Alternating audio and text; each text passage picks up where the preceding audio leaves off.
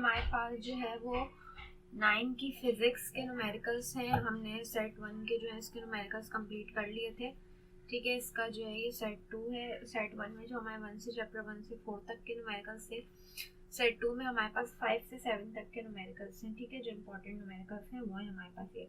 तो सबसे पहला न्यूमेरिकल है, यहाँ पे क्या लिखा हुआ है, calculate the pressure at a depth of 3 metre in a swimming pool. Pressure हमें मालूम करना है। ठीक है, जो हमें डेप्थ दी हुई है वो कितनी दी है, 3 मीटर दी हुई है। ठीक है, स्विमिंग पूल की। तो यहाँ पे डी से डिनोट किया है। ठीक है, डेप्थ को कितना, 3 मीटर।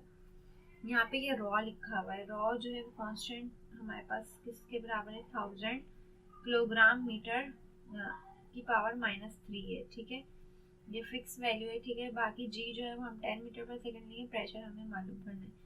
हमारे पास फॉर्मूला होता है एक प्रेशर का, क्या, डी रॉ इंटू जी। तीनों आपस में मल्टीप्लाई हो जाएंगे तो डी की वैल्यू लिख ली, रॉ की 1000 लिख ली और जी की वैल्यू, तीनों को मल्टीप्लाई कर लिया तो हमारे पास प्रेशर जो आ गया वो कितना, 30,000 आ गया। किसमें, पास्कल में। हम इसको 3.0 एक्सपोनेंट 4 भी लिख सकते हैं। ठीक है, दोनों तरह से लिख सकते हैं। नेक्स्ट है क्वेश्चन नंबर 15। मेरे पास क्या लिखा है, a boy is digging a hole with speed of as 0.1 centimeter square. Calculate the pressure when he is exerting the force of 1000 Newton onto the spade.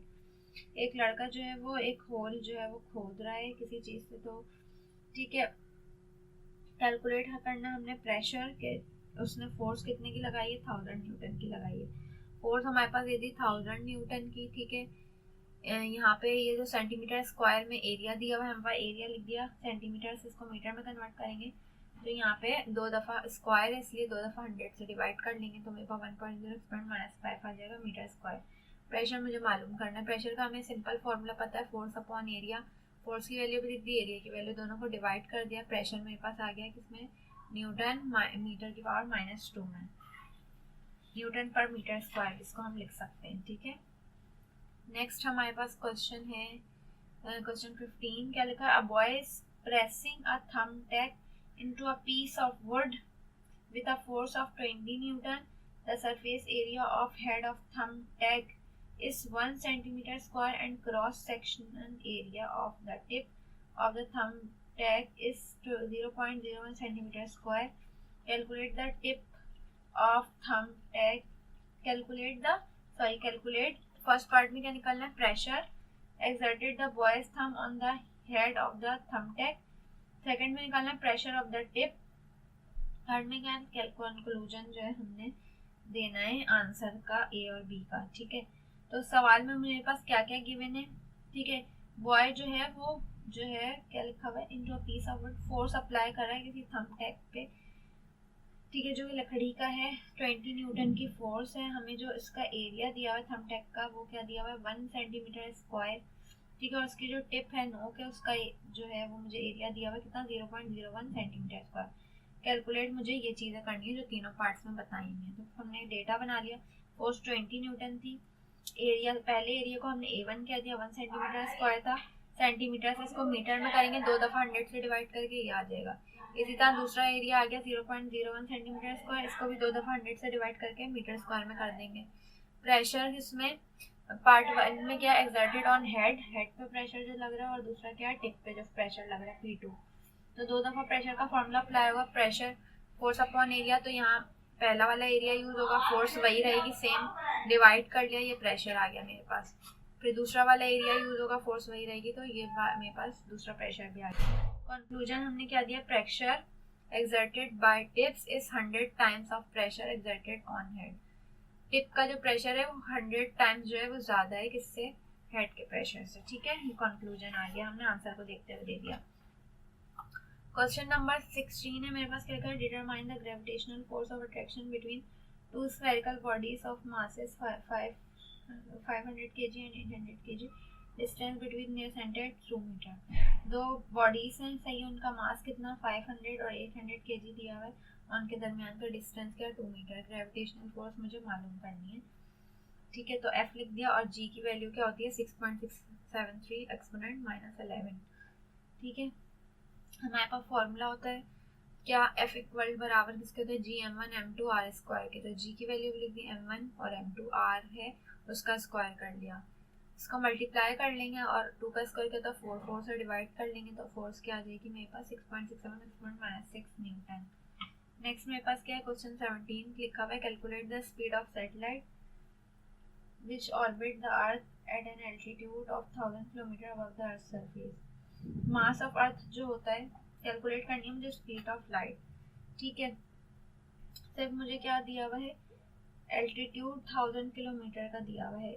तो मास ऑफ अर्थ कांस्टेंट होता है, हमें पता है क्या होता है 6x.24।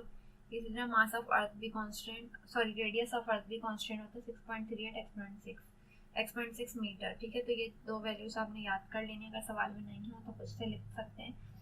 एल्टीट्यूड को h से रिप्रेजेंट किया, किलोमीटर में है, मीटर में हम चले गए, ठीक है। मल्टीप्लाई किससे 1000 से करके तो x.6 मीटर हो गया, ठीक है। जी की वैल्यू फिक्स है, ये हमने लिख दी वैल्यू। वी मुझे जो है स्पीड मालूम करनी सैटेलाइट की, तो मेरे पास फॉर्मूला होता है एक वी का, वी बराबर होता है √GM/r+h। तो सारी चीज़ें मेरे पास गिवन है, पुट कर लूँगी वैल्यूज। जस्ट जी की वैल्यू आ गई, ठीक है।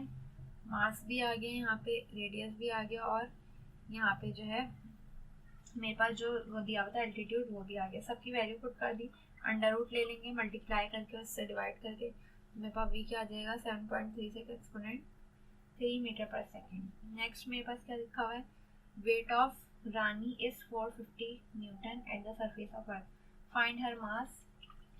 फाइंड हर मास, वेट जो है रानी का वो कितना है अर्थ पर 450 न्यूटन, मास जो है वो मुझे मालूम करना है। मोस्ट कॉमन फॉर्मूला यहाँ पे वेट लिख दिया, एम मालूम करना है, जी हमें पता है क्या होता है 9.8 मीटर पर सेकेंड स्क्वायर। वेट का क्या फॉर्मूला होता है, we W is equal to M G, M निकालना है तो जी उधर चले जाएगा तो डिवाइड हो जाएगा, डब्ल्यू को जी की वैल्यू से डिवाइड कर लिया, मास क्या आ जाएगा 45.91 किलोग्राम, ठीक है। क्वेश्चन 19 मेरे पास क्या, सिलेंडर जो है वो कंटेन कर रहा है 60 centimetre cube of air at pressure of 140 kilo pascal. What will its volume if the pressure on it is increased to 420 kilopascal?